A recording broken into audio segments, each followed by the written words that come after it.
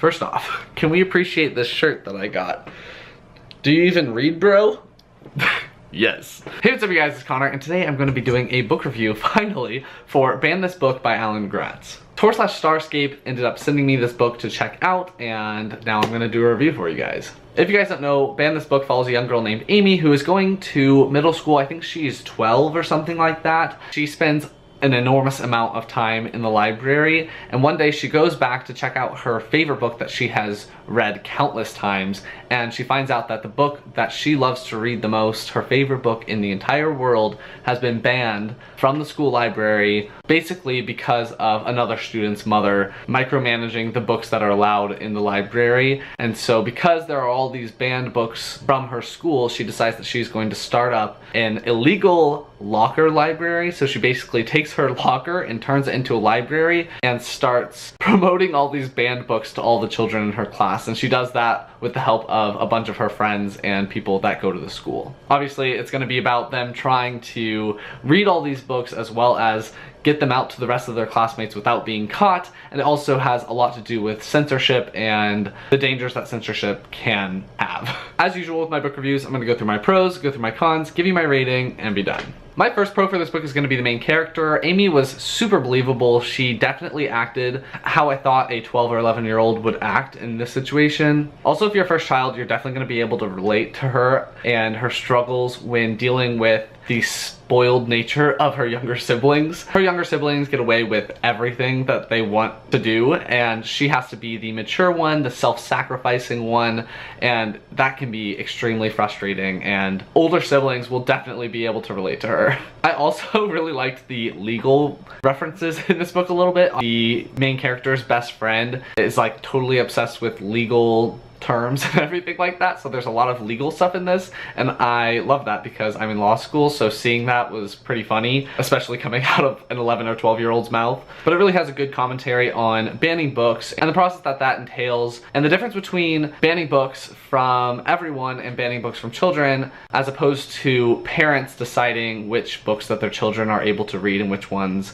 are not based off of their beliefs. So it makes a big difference between telling someone else's children what they're allowed to read and you telling your own kids what they're allowed to read, and deciding whether or not books are appropriate or not. There's a big process that's involved, and this book shows the dangers of letting that process degrade. I really love the theme in this book of standing up for yourself and standing up for what you believe in, and I also love the extension of that, where it shows that there is a right way to stand up for yourself and there's a wrong way to stand up for yourself. And along with standing up for yourself, it also talks about looking out for other people as well. And something in this book that was absolutely amazing was the references that this book has to other middle grade and children's books. I had read so many of the references in this book that it made it so much more fun because I knew exactly the books that they were talking about. This book seems like one of those books that while you're reading it, it makes you want to read more books, which I think might be the point. So all of the references to other books in this book made me want to reread the books that I had already read and pick up the ones that I hadn't. And they're not all classics, which a lot of books try to do to keep themselves timeless. There's a mixture of classic middle grade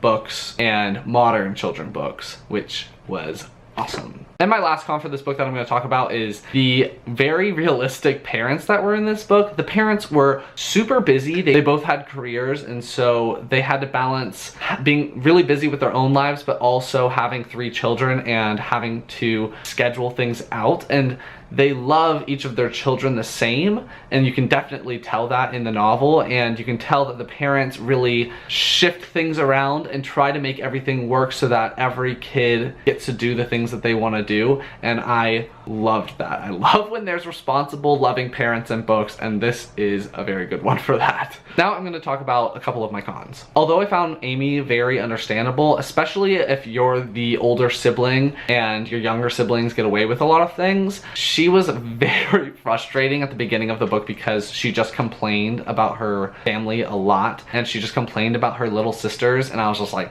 quit it. Like, eventually I know you're gonna love them, so just stop being a brat and stand up for yourself a little bit more and everything will be okay. So I found her a little frustrating at the beginning because she was letting herself get taken advantage of, and that was frustrating to read about. And my only other con that I could think of was that this book, although is obviously a more recent release because I think it comes out in October, or it already came out, one of those two. It uses some very old language. So someone wants to give someone a knuckle sandwich at some point, and I was like, no kid says that anymore. So there were some dated terms, but for the most part, I really enjoyed this book. I ended up giving it 4 stars. I definitely recommend it for middle grade or children readers. It definitely fits in between those two ranges, so someone transitioning from children's books to middle grade books would love this book, and it would also give them a good jumping off point to find other good middle grade books. That's gonna be my review on Ban This Book by Alan Gratz. If you liked it, please give it a big thumbs up and comment down below if you've read this book. Are you interested in reading it now? Have you ever had a favorite book of yours get banned from your school or from a library or something like that? Anything you want me to know, leave it down below, and I will talk to you guys next time.